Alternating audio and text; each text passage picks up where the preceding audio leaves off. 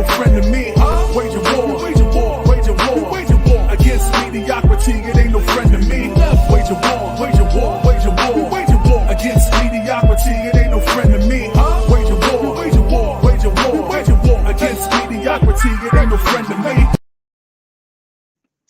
Yo, what's up out there, family and friends? It's your boy, the motivational teacher to the masses, coming again, bringing you another edition of these high intensity trainings. And today should be no different. I want you to really turn me up today. Man, I just want to pop on here. Y'all know how we doing it with no basketball games this weekend.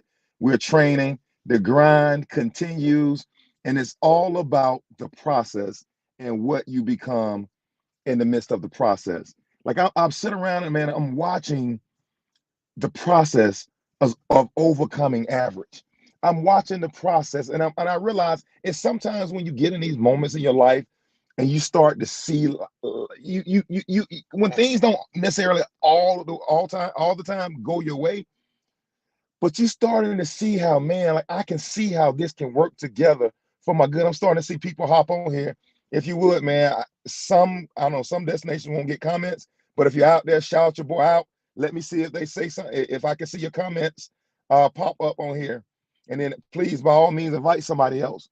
But we're starting to get to a place in our life where we can see how even some of the bad things that go on, or some of the mishaps, or everything didn't go perfectly today. I'm starting to realize and understand even that those moments, those days, those times even work together for my good. I mean, when we start getting to the place where I don't have good days, I don't have bad days, I have days, and it's what I make of that day which determines what I get from that day. I'm starting to learn that the great I am who awakens our I am is less engaged with our emotions or less engaged with our will. He's more engaged with our development. That's a bread breaking moment right there. I don't think the great I am is his goal. What's up out there, Will? Thanks for joining, bro. I don't think the great I am, I don't think God's role in our life is to try to make our emotions, make us feel good about our emotions. I think sometimes, we've tried to make the great I am God, who is not a man like us. We've tried to box him and put him in the same box. Hey, Angelique, thanks for joining us. I see YouTube out there. We've tried to take the great I am and we've tried to put him in our human box. And I don't believe that the great I am, his thoughts are not our thoughts, his ways are not our ways. But I think because of our limited process and our human mindset, we've tried to box the great I am into our own limited thinking. And by boxing him in, we've boxed us in. The great I am who awakens our I am. If I box the great I am, then I box my awakened I am. But in our human experience, we don't know how, it's not natural to know a God that created the heavens and the earth. It's not natural to believe that somebody wants a relationship with me outside of people that are in my inner circle. Sometimes we find it hard to believe that every hair on my, well, at least mine, is declining, but it's still numbered. Every hair on my head is numbered.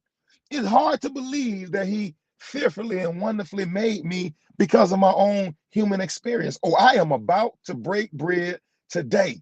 Because of my own human experience, it's hard for me to grasp a God that said, let there be light, and there was light. Because of my own human experience, it's very difficult for me to say I'm made in God's image and his likeness. That he told me to be fruitful and he told me to multiply. It's very difficult for me to grasp that in my own human experience. But today I came to challenge you to move beyond your human experience and find a way to tap into your God-like potential. Man, that's a bread-breaking moment. If you get nothing else from that video, you gotta find a way to tap into your God-like potential. That's a bread-breaking moment. In his image, he made them, male and female alike. He made them in his image, in his likeness. had nothing else to speak to. When he said, when he wanted to create the firmaments, he spoke to the atmosphere. When he wanted to create a man, he spoke to himself. Let us make man in our image and our likeness. You got to tap into your superpower. We've been living on the outskirts in our human experience, and we've negated to tap into our supernatural ability that was created, that we were created from the beginning. We have to move beyond our human experience and realize that that's only a third of my experience is my human experience. This dirt suit, when my spirit leaves this dirt suit is going back to the dust and the dirt from whence it came. There's something more about you. There's something special about you. You gotta tap in. Come on, Angelique. You gotta tap in.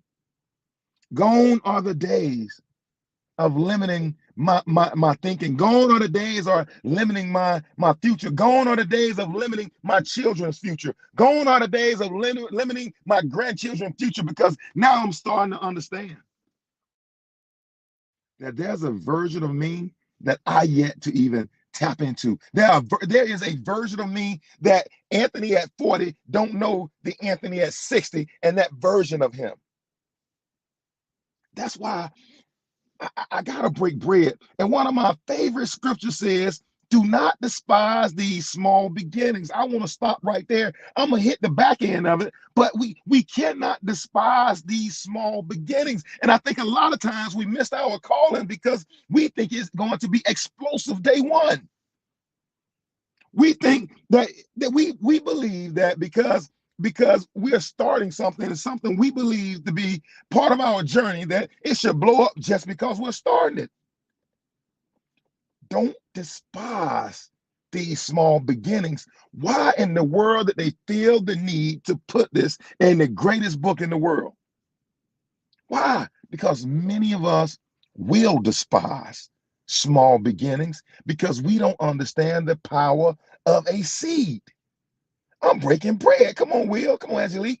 I am breaking bread. We do not understand the power or the potency that's in a seed. Don't despise small beginnings. And most of us are waiting for something cataclysmic to happen before we start. And the great I am said, when I made you in my image and my likeness, it was just dust. I formed that dust, that dirt, and I blew the breath of life and said, you go forth and be great. It was a small beginning. From a pile of nothing, the great I am created something. And we're sitting back and we're waiting on Bank of America to grant the loan, or we're sitting back and we're waiting on Oprah Winfrey, or we're sitting back and we're waiting on Adam Sandler, or we're sitting back and waiting on some other person to usher into our small beginnings. And the great I am is saying, do not despise the days of small beginnings. We're sitting back and we're waiting on TD Jakes to invite us to his platform, or we're sitting back and we're waiting on we're waiting on ET to invite us to his platform before we go forth and be great. He said, no, that's not how that works. Don't despise. You take those $5 and you start your cooking business. You take those $5, you go buy you some paint supplies. You take that same $5 and it's a seed. It's a seed. You are a seed. What you have on the inside of you is a seed, and it is potent. But if a seed is never planted, how can we ever reap the manifestation that is? I can have an apple seed all day. As long as that apple seed stays on my desk, it will never produce or yield the fruit that it's supposed to. I can carry the apple seed in my pocket for the next 20 years.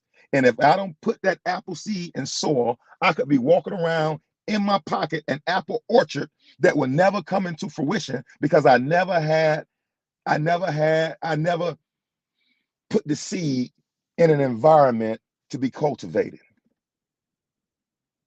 And some of us are walking around with an apple orchard in our pocket, or let me say it this way, we're walking around with an apple orchard in our heart, and we are despising the small beginnings. We're waiting on something to start. We're waiting on someone to usher in. We're waiting on someone to create this opportunity, And the great I am is saying, no, no, no, no, no. Go forth and be great today. Do not despise small beginnings. And I think there are too many of us that are looking around. We're comparing ourselves to the Joneses. We're comparing ourselves to these national motivational speakers, or we're comparing ourselves to these people that have national platforms and whatever we want to do, or we're comparing ourselves to somebody else who's been doing it 10 years longer than us, and we marvel and we sit back and say, oh man, what an awesome job they're doing. But they got 25 years of not despising small beginnings, and we just see 25 years and 2 days, and we watch those 2 days, and we believe that we should be where that person is that has invested 25 years of their life doing that thing, and we've not invested 25 minutes, and we believe that we should be in that same position. And I'm saying it doesn't happen that way. Go trust the word. Do not despise these small beginnings. You have an apple orchard on the inside of you in the form of whatever gifting you have. But if you never release that gift, if you never start, we'll never know. The second half of that verse says, the first half says, do not despise these small beginnings. The second part says, for the Lord rejoices to see the work begin. Oh my God. Oh my God. We always quote, do not despise the days of small beginnings, but we never go into the second half of that verse, for the Lord rejoices to see the work begin. Every time, oh, I feel chills going through my body. Every time you make a decision in line with faith without seeing the full manifestation of what you believe, the Lord rejoices. He gonna rejoice because I got 5,000 people in the stands. He's not rejoicing because you got 5,000 people in the stands. He's rejoicing at the small beginnings when you're doing the work with 4 eyes on you. Come on, we're potential. He's rejoicing every time you sow into your dream, every time you sow into your vision, your future, every time you make a decision in line with faith about what you believe he gave you, the Lord rejoices. Oh my God, we thought that he rejoiced when I had the 25,000 stadium venue, when I'm at the Mercedes Dome. We think God is rejoicing at that moment. No, God is rejoicing at the small beginnings. That is awesome. He rejoices to see the work begin. Oh my God, that's a bread-breaking moment. We've been told that it's all about the end time. It's all about getting to heaven. It's all about being perfect. It's never about getting to heaven, and it's never about being perfect. It's about the small beginnings. He rejoices when you make a decision in line with faith. I love Dr. Martin Luther King's definition of faith. Faith is taking the first step when you don't see the whole staircase. That is faith. And every time you make a decision in faith, you got a whole multitude of people cheering you on. Man, that's awesome right there. You got a whole multitude of people that's cheering you on, and you don't even know you got them in your corner. And you're struggling, talking about, I just can't make it, and I don't have enough. Meanwhile, because you keep going, the Lord is rejoicing. That's my son. That's my daughter. I am well pleased. See, you think God is so concerned about the end result. God can care very little about the end result, because you're not supposed to take heed for tomorrow anyway, because he closed the lilies of the valley. So why in the world would you be? He's concerned about your tomorrow. He's only concerned about your today, because he got you covered. If manna got to fall from heaven in order for you to meet your daily needs, he got you covered. That's why you can make the steps and decisions in faith, and the great I am can rejoice. Oh, they told you it was about your bank account. God is never concerned about your bank account.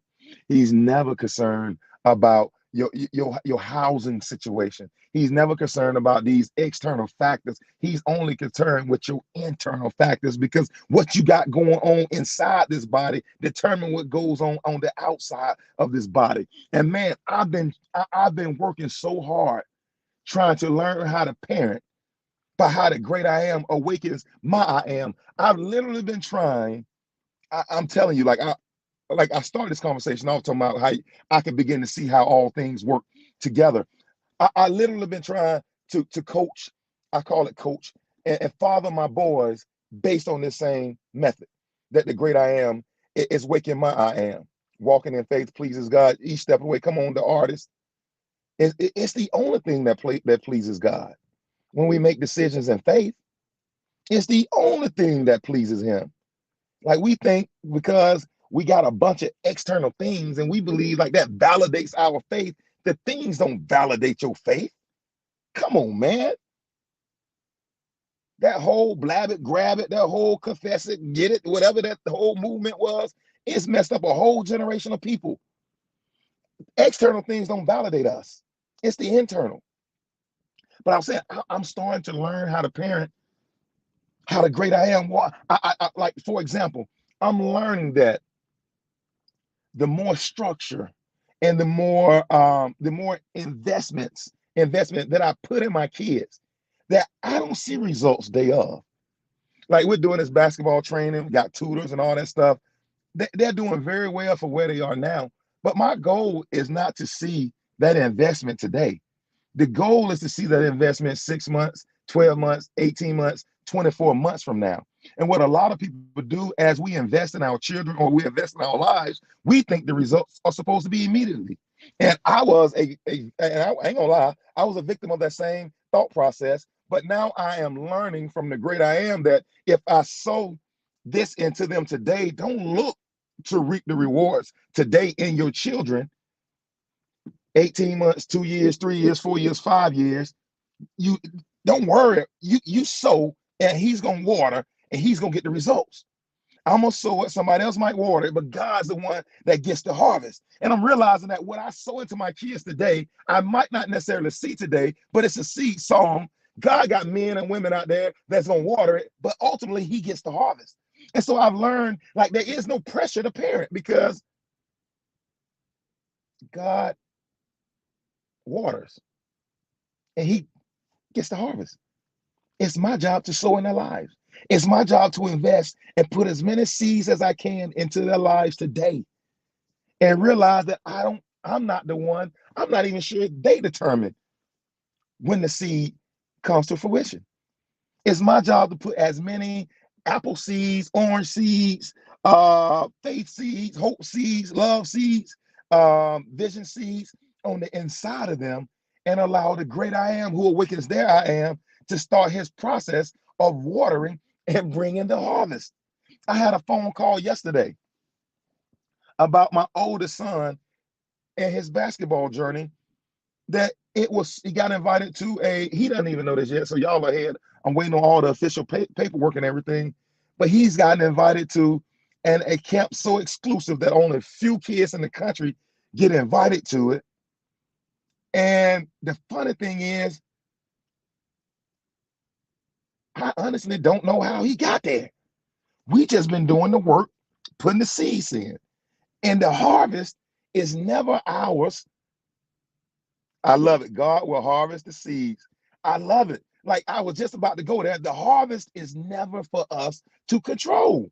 And too many people want to control how and when their harvest is ripe. And I'm saying thank you, Angelique. The harvest is not up to us.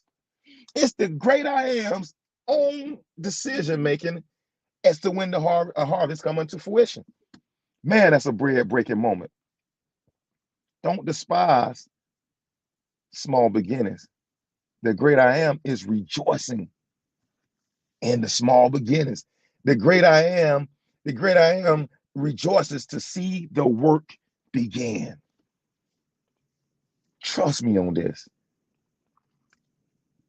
The earnest, it's on you to believe. It's on you to do the work, but it's God's the God to give the harvest. I just released you from all the pressure in your life. It's your job to believe, have faith. It's your job to put the work in, and it's God, and it's the great I am job to awaken your I am to the harvest. Stop seeking the harvest. Seek the belief, seek the work, and the great I am will bring you the harvest. I am a living witness of that. I am no longer concerned about my career aspirations. I am no longer concerned about speaking at the Georgia Dome. I'm only concerned And I'm falling in love with just getting 1% better every day. And realizing by me getting 1% better every day, the great I am will provide a venue, the great I am will provide an avenue at some point when the harvest is right, when the harvest is ready, he's going to provide an avenue. So I am no longer concerned about the outcome. I'm only concerned about the input. Oh, that's a bread breaking moment. Most of us can't start because we're so focused on what it will be that we despise the small beginnings. But for those that don't despise the small beginnings, the Lord rejoices to see the work begin. Ladies and gentlemen, begin the work. Begin the work. Oh man, I'm gonna say it this way: the great I am is the author and finisher of your faith. He is the author and the finisher of your faith. That thing you got on the inside of you, it was inside of you by your author. He gave it to you. It's been there, that desire, that inclination, that thing you can't shake. He gave it to you. And it's your time and it's your season to begin to activate your faith. Start the work. And I promise you, the Lord will rejoice to see the work begin. It's your boy, the motivational teacher to the masses, bringing you again another edition of these hits. I say turn this up. Go back and listen to this 4 or 5 different times to get yourself in a position to turn yourself up. Don't despise these small beginnings because the great I am rejoices.